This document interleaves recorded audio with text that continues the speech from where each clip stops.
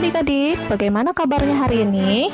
Bertemu lagi dengan Mamoy. Sekarang kita sudah memasuki subtema 4 ya.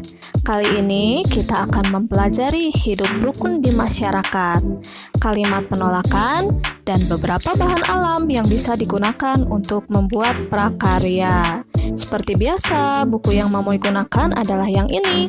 Dan jika kebetulan sama bukunya dengan Mamoy, silahkan buka halaman 140 sampai halaman 144. Oke, sekarang kita ada di halaman 140. Kita baca dari atas ya. Hidup rukun di masyarakat. Amatilah gambar berikut dengan cermat. Di sini ada dua gambar yang berbeda. Sebelum membahas kedua gambar ini, mari kita baca dulu tulisan yang ada di bawahnya. Ceritakan perbedaan kedua gambar di atas kepada teman di sampingmu dengan percaya diri. Gambar yang pertama, yang paling atas, menunjukkan lingkungan perumahan yang kotor dan berantakan. Sedangkan gambar yang kedua yang di bawah menunjukkan warga yang sedang bergotong royong untuk membersihkan lingkungan perumahan, sehingga kebersihan dan kerapihannya selalu terjaga. Gambar manakah yang menunjukkan sikap rukun di masyarakat? Tentu saja gambar yang kedua yang di bawah, karena gotong royong menggambarkan kerukunan. Mari kita lanjutkan ke halaman 141.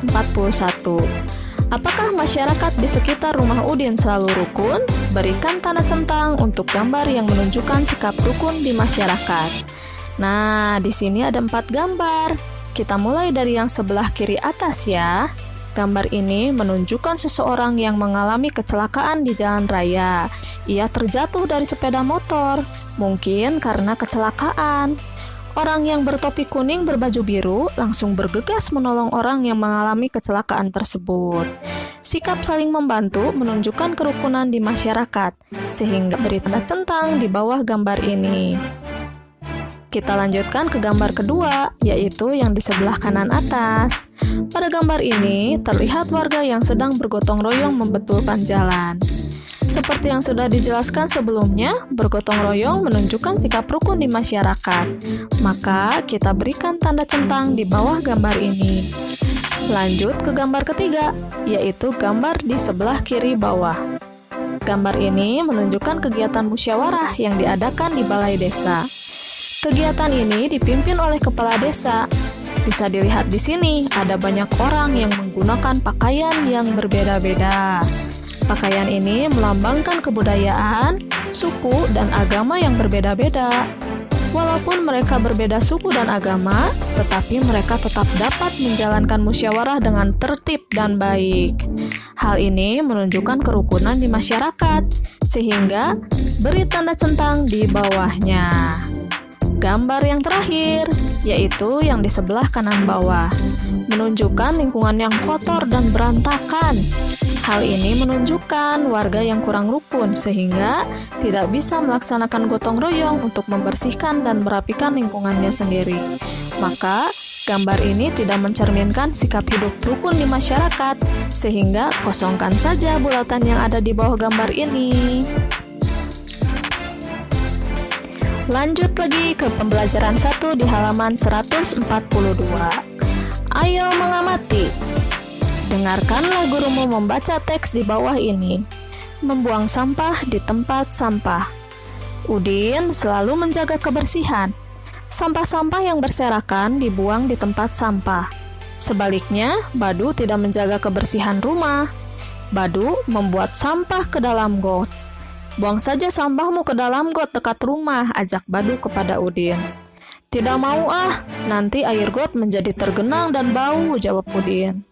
Badu menyadari bahwa perbuatannya tidak baik. Ia meminta maaf kepada Udin. Badu juga berterima kasih kepada Udin karena sudah mengingatkan agar tidak membuang sampah sembarangan. Kita lanjutkan ke halaman 143. Ayo berlatih. Udin menolak ajakan Badu untuk membuang sampah ke got. Sebutkan penolakan Udin tersebut. Pernahkah kamu menolak ajakan temanmu? Tuliskan kalimat penolakanmu kepada teman. Nah, di sini ada kotak hijau. Silahkan tulis jawaban adik-adik di dalam kotak hijau ini. Tapi sebelum itu, mari kita amati teks yang tadi di halaman 142. Dalam teks ini ada sebuah contoh kalimat penolakan, yaitu ketika Udin menolak saran Badu untuk membuang sampah ke dalam got. Yang mana kalimatnya ya? Ya, betul, yang ini ya. Tidak mau nanti air got menjadi tergenang dan bau, jawab Udin. Salah satu contoh kalimat penolakan yaitu mengandung kata tidak. Misalnya, tidak mau, tidak bisa, atau bisa juga tidak akan. Nah, sekarang silahkan tulis kalimat penolakanmu kepada teman yang menggunakan kata tidak. Misalnya, Mamoy beri contoh.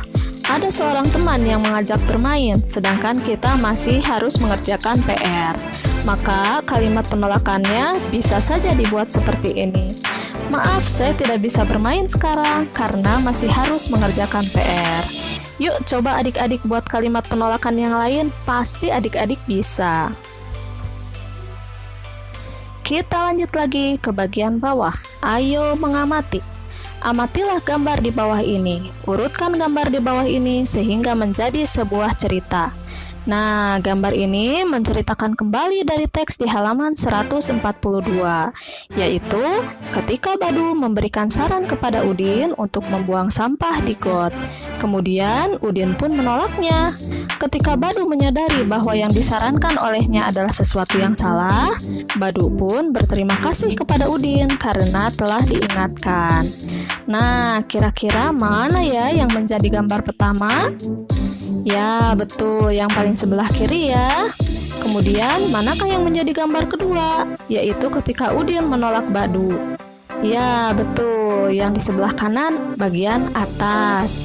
Sedangkan gambar yang ketiga, tentu saja yang ini, ketika Badu berterima kasih kepada Udin karena sudah diingatkan.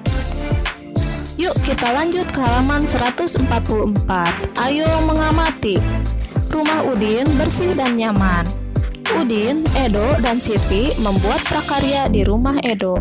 Mereka membuat prakarya dengan bahan yang berbeda. Pasangkan hasil karya dengan bahan dan peralatan yang sesuai.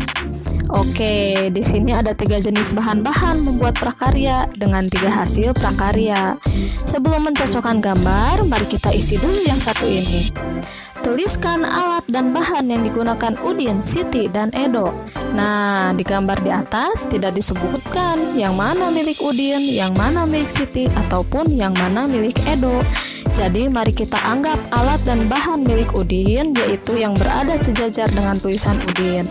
Begitu pula milik Siti dan Edo. Jadi, milik Udin yang ini ya.